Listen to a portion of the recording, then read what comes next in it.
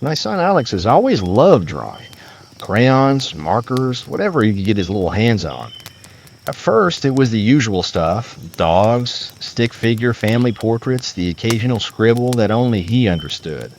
But last month, his drawings changed. It started with a man, a tall figure with no hair, hollow eyes, and a stretched, too wide smile. The first time he showed it to me, I felt uneasy. "Who's this, buddy?" I asked, keeping my tone light. Alex grinned. "That's Mr. Threads." The name made my stomach twist. "Where did you hear that name?" "He told me," Alex said simply, like it was the most obvious thing in the world. "He stands in my doorway at night." I almost dropped the paper. At first, I chalked it up to a child's imagination. Kids invent imaginary friends all the time, right? But the drawings didn't stop. They got worse. Every day, Alex brought me a new picture of Mr. Threads. The same elongated smile, the same hollow eyes.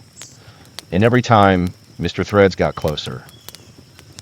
One drawing showed him at the end of the hallway, another in the living room, then standing behind me. The night I found a picture of Mr. Threads standing next to Alex's bed, I didn't sleep. Last night, I heard something. It was past midnight, and I was getting a glass of water when I heard Alex talking in his room.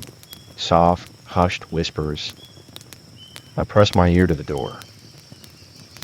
"But you don't have to be mad," Alex was saying. "I told her about you. She believes me now." A long silence. Then, in the quietest voice I have ever heard my son use, "Okay, I'll tell her." I burst through the door. Alex was sitting up in bed, staring at the open closet. "Who are you talking to?" I demanded. He blinked, like I had just woken him up. "Mr. Thread says you should sleep with the door open tonight." My stomach dropped. "Why?" Alex's lower lip trembled. "So he can come in." I slept with the door locked. This morning, Alex wouldn't look at me. He just kept scribbling furiously, his crayon scratching against the paper. When I finally coaxed it out of his hands, my breath caught in my throat. It was me, sleeping. And behind me, looming over the bed, Mr. Threads. I grabbed my son's shoulders. "Alex, tell me the truth. Have you actually seen him?" He didn't speak, just gave a tiny, reluctant nod. His little hands gripped the fabric of his pajama pants, and he bit his lower lip. I tried to steady my breathing. "When?" "Every night," he whispered. "I thought I might be sick." "What does he do?" Alex hesitated, then pressed his hands over his eyes. "He watches, but he doesn't have eyes, so sometimes he borrows them." A sharp chill ran down my spine. "What do you mean, borrows them?" Alex shuddered. "Sometimes I wake up and everything is blurry, and my eyes hurt." His voice wavered. "That's when I know he's using them." My hands started shaking. I ran to the bathroom, flipping the light switch, and studied my son's face. His pupils were dilated, like he'd been staring into pure darkness for hours. I turned his head gently to the side, checking under his eyes, dark circles so deep they looked bruised. "We're leaving," I said, my voice barely above a whisper. That night, I kept every light on in the house. I let Alex sleep in my bed, keeping him tucked close to me, his small fingers gripping my sleeve like he was afraid I'd disappear if he let go. I didn't blame him. I felt the same way. Sleep didn't come easy. Every shadow in the room felt like it was stretching toward us, reaching. I kept reminding myself that it was just in my head, just my own paranoia turning shapes into monsters. Then, at 3:07 a.m., Alex gasped awake. I bolted upright. "What is it?" He trembled violently, clutching at his face. "Mom, my eyes, I can't see." I grabbed his shoulders. It's okay. It's okay. I'm here. You're safe. But even as I said it, I saw the shift in the room. The light flickered, just once, then again, and the temperature dropped. I turned slowly toward the bedroom door. It was open. A long shadow stretched across the floor. Alex sobbed into my chest, his tiny fingers curling into fists. He's here, he whimpered. I didn't look. I couldn't. Instead, I pulled Alex into my arms, stood up, and backed toward the farthest corner of the room. My heart slammed against my ribs, every instinct screaming at me to run, but I didn't know where to go. Then the whisper came. You see me now? I snapped my eyes shut. It was right there. I could feel it. A presence looming over us, stretching, growing, filling the room with something cold and unnatural. My breath came in shallow, rapid gasps. I felt something graze my cheek. I ran. I don't remember getting to the car. I barely remember buckling Alex in, my hands fumbling as I tried to still my shaking fingers. All I remember is driving, tearing down the street at 3:15 in the morning, refusing to look in the rearview mirror. Alex sobbed quietly in the back seat. He knows where we're going. I didn't respond. I just kept driving. That was 3 days ago. We're at my sister's house now, staying in her guest room. Alex hasn't drawn anything since we left. He still wakes up in the middle of the night, though, gasping, clutching at his face, shaking uncontrollably. I don't know what to do. I don't know if running was enough. Because last night I woke up to Alex standing by the window, his hands pressed to the glass. He's outside, he whispered. He wants to come in. And this morning I found a drawing crumpled under his pillow. A sketch of my sister's house, with Mr. Thread standing at the front door.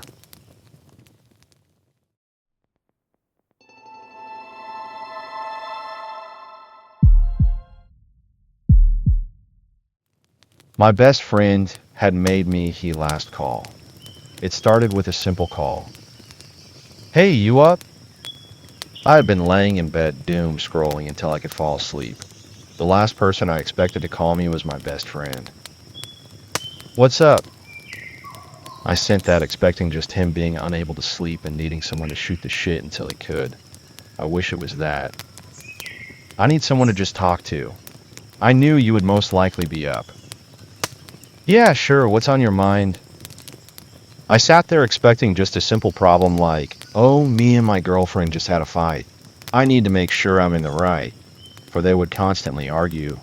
Sometimes I would even get calls or message from his girlfriend saying don't help him. Jessica broke up with me. I'm also worried my son isn't my son from things she has said.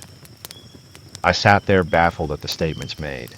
He had sounded as if his world was coming to an end. Oh shit, Frank, what happened? We had gotten into it like we usually do. You know some shit she said about me not caring about him. I had just gotten back from work and had no time to rest. It had pissed me off. So I started yelling and she started yelling. The baby was crying because of it.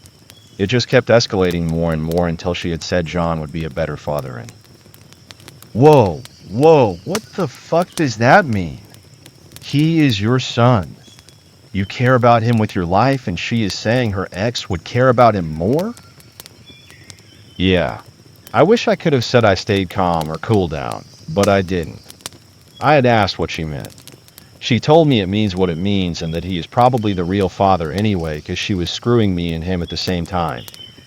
There was more than that, but I don't want to say it. It's okay, man. I'm not expecting you to fully give me everything. Just, holy shit. Yeah. We had sat there in silence for a minute.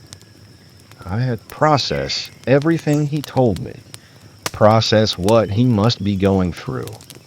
I had blattered out a question that should have stayed in my head. Are you going to get him tested? I heard the hesitation in his voice first, before he said anything. I know I should, but I don't want to find out he is his. That is the last thing I want to know. I don't know what I would do. He was on the verge of tears. Hey man, come over, let's just hang out and talk.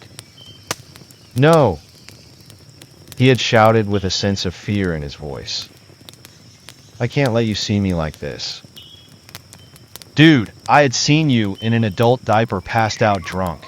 I think I can handle this. He had passed for a moment. I don't want to pass out while driving or crash. I can pick you up, man, I don't mind. You need a break. I heard him do an audible gulp.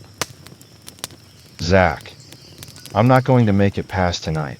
I have nothing left. I sat there stunned by his comment. I answered back with a little fear. Frank, you got me. You have all your friends. You have something. No. Jessica and the baby were the only things I had left. I'm sorry, maybe I shouldn't have called. I'm gonna go by. Wait, Frank, we can... I couldn't finish what I was gonna say before he hung up. I dialed 911 and told them everything. They rushed over there to find him already dead.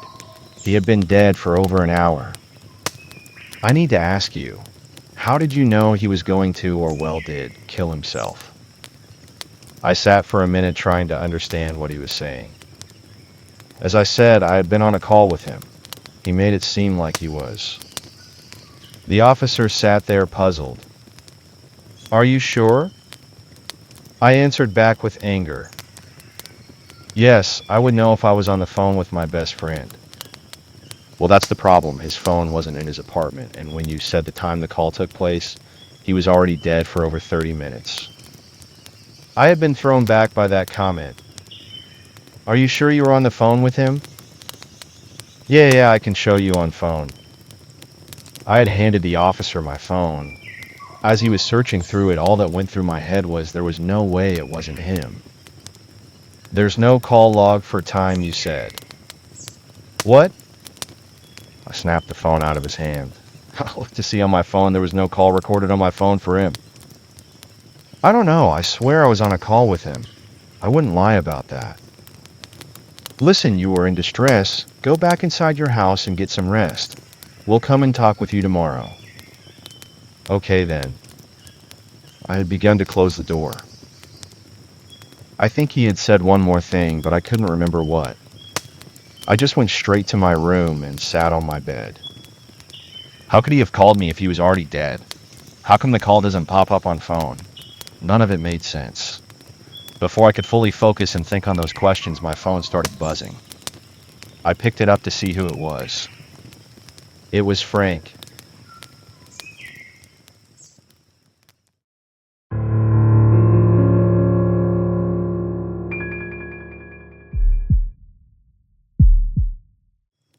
My wife told me that she doesn't love me anymore.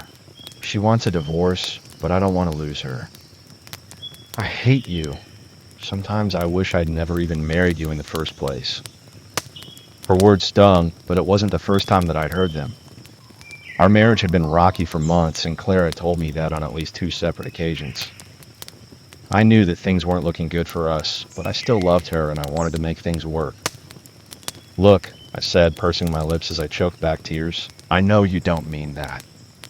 Yeah, things have been turbulent between us lately, but that doesn't mean I've stopped caring about you. I glanced up, trying to meet her gaze, but she turned away the second I did. Yeah. Well, I have. I'm sorry, Jason, but I just don't love you anymore. I've known for a while. I couldn't bring myself to tell you that until now. I stared at her, stunned. She sounded so confident. So sure. I knew then that she really had thought long and hard about what she was going to say to me. This wasn't just some angry outburst. There was no going back from this. I stumbled backward, falling onto the couch. I stayed there, eyes glued to the floor. In that moment, I didn't feel sad or angry or bitter, just numb. My whole world was crashing down, and I was powerless to stop it. I want a divorce, Claire said, dropping a stack of papers onto the couch cushion beside me. I'm sorry that it has to be like this, Jason. I really am. You're a great guy, and you deserve someone who truly cares about you. But that person isn't me. And with that, she left me all alone. I can't even begin to describe the amount of anguish that I felt. The woman that I loved more than anything apparently didn't care about me at all. It was a soul crushing kind of torment that I wouldn't wish upon anyone. I was an absolute wreck for months, but I didn't let that deter me. I wanted to save my marriage, to tell Claire that I'd do better, to show her that I'd do better. And over the next couple of weeks, I tried my best. I bought her flowers and gift cards to all her favorite places. I cooked expensive meals for her. I shouldered the entire load of the housework. But in my efforts, I failed to realize one crucial concept. You can't buy someone's love. After 2 months of fruitless displays of affection, it was clear that the divorce was still moving forward. By then, I had thrown in the towel. There was no point in trying anymore if I was going to be shot down without further consideration. Claire told me that she was moving back in with her parents after the divorce was finalized. I had inherited our home at a fairly young age. My mom was killed by a drunk driver when I was 19, and my dad passed a few years later from an overdose. Without Claire, the house felt so empty. I didn't understand it when it happened, but the first night without her, I cried. All the emotions that I'd been forcing down rocketed to the surface all at once, and I couldn't contain them any longer. Though I was a 34-year-old man, I bawled like a newborn baby. The pain I felt that night was more intense than anything I'd ever experienced before. It was a raw, emotional kind of agony. The kind that I hadn't felt since Claire had hit me with the news. I'm not proud to admit that I gave in to my demons that night. I slunk to my bedroom closet, an internal war raging within me. Part of me knew that I'd reach that point eventually, that I was just keeping it together for Claire. On the other hand, another part of me was ashamed. I'd made a promise to myself, but none of that mattered anymore. I needed something strong to take the pain away, and I had just the stuff. So I rummaged through my closet, tossing aside wrinkled clothes and shoeboxes until I found what I'd been searching for, the bottle of pain pills that I'd held onto after a minor surgery. I took a deep breath. The longer I stood there, staring at that little orange bottle, the clearer my decision became. I was really going through with it.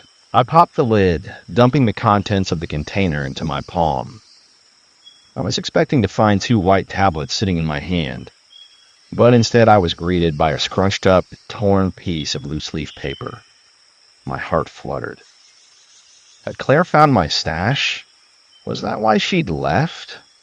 My eyes grew wide as I unfolded the page and began to read.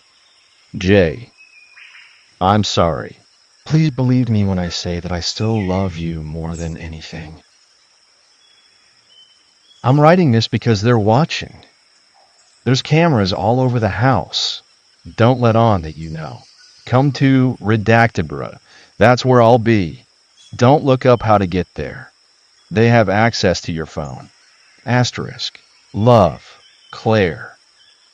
My heart nearly exploded out of my chest with elation. I couldn't believe my eyes. There it was, clear as day. Claire did love me.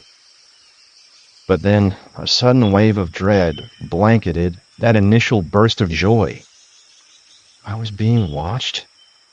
I had so many questions. Who had installed the cameras? Where were they? How did they get into my house? And most importantly, what did they want with me and Claire?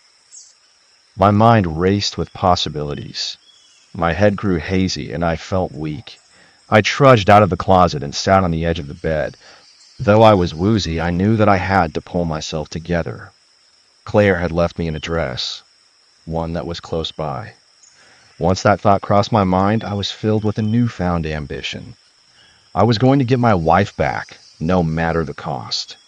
I straightened up and began to put on my shoes, exuding a confidence that I hadn't felt in a long time. But then I remembered. The cameras. Were they still watching me? I decided that I couldn't risk finding out. Not if these people had Claire. I pretended to fumble with my left shoe, struggling to tie the laces. After a third failed attempt, I took the shoe off and tossed it on the ground. I kicked the other one across the room, then forced out a tear, burying my face in my pillow.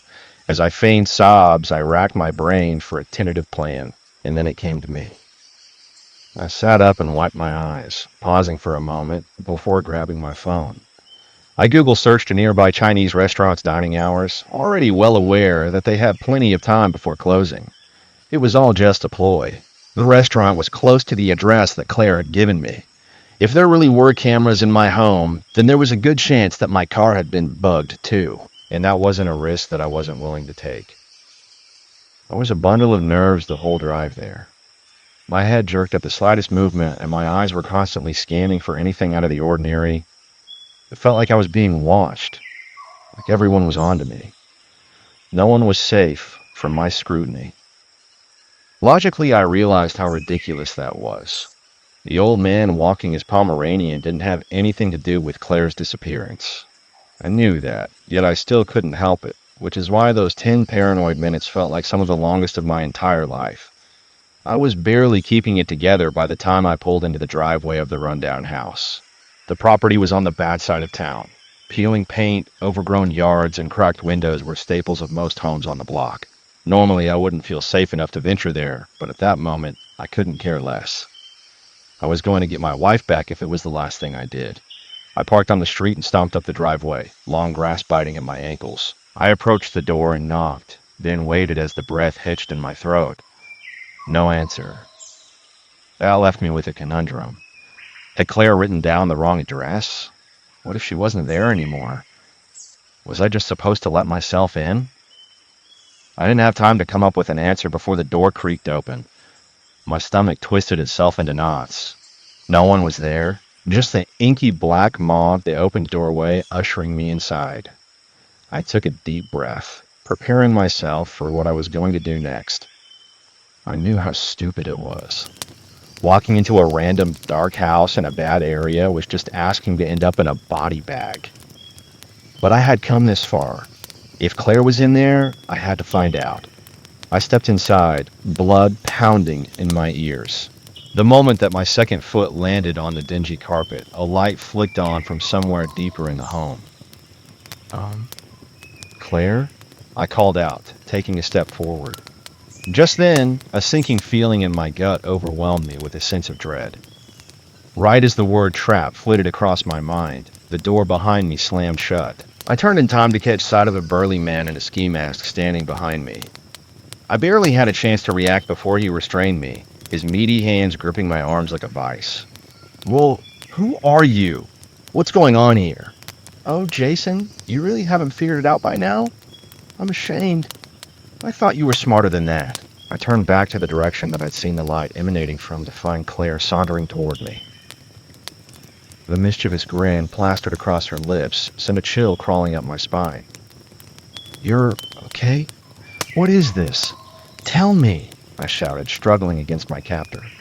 He didn't budge. Instead, he dug his nails into my flesh, and I stopped thrashing. Claire sighed. You really don't get it, do you? No, I don't. Please enlighten me. Fine, you want to play it the hard way?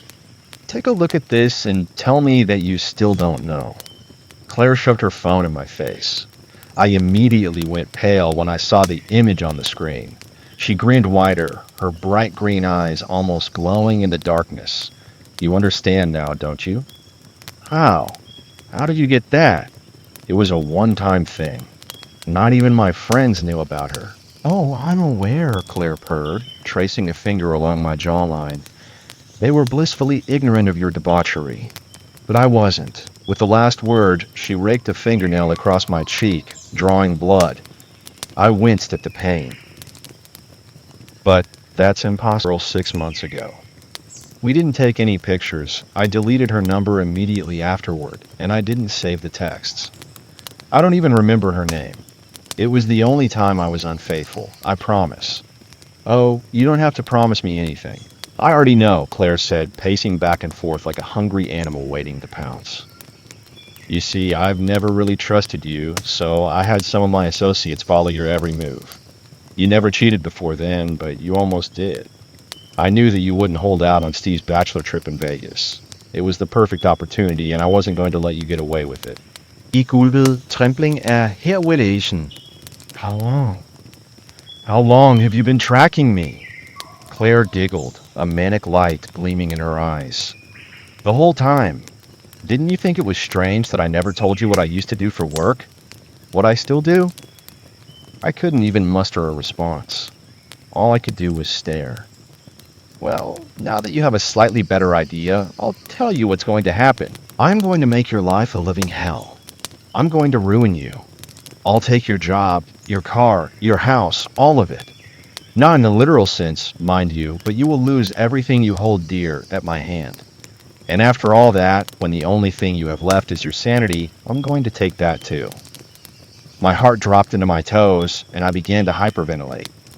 You can't do this. I won't let you. I'll call the cops, Dash. I won't do that, Claire cooed, her face mere inches from mine. Because if you do, I'll expedite the process. And let's face it, even if you did run to the police, they wouldn't believe you anyway. It really is a shame. I was willing to spend the rest of my life playing the role of your spouse. But you crossed me, and now you'll pay for it. I wanted to fight, to shout, to scream at her that this was overkill.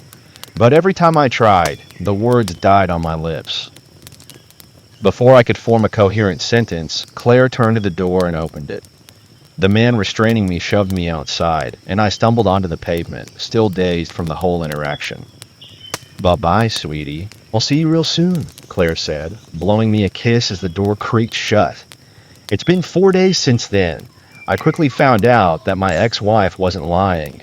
My tires have been slashed, my home has been burglarized, and I've been suspended from work without pay pending an investigation about some deep fakes that my employer received. I'm scared for my life. I don't know what to do. And things just got worse. Because yesterday morning, I received a text from a random number. What I saw when I opened that message made me sick to my stomach. It showed my sister bound to a chair, gagged and blindfolded. A knife gleamed in the forefront of the photo. I could barely bring myself to read the words below it through my tears,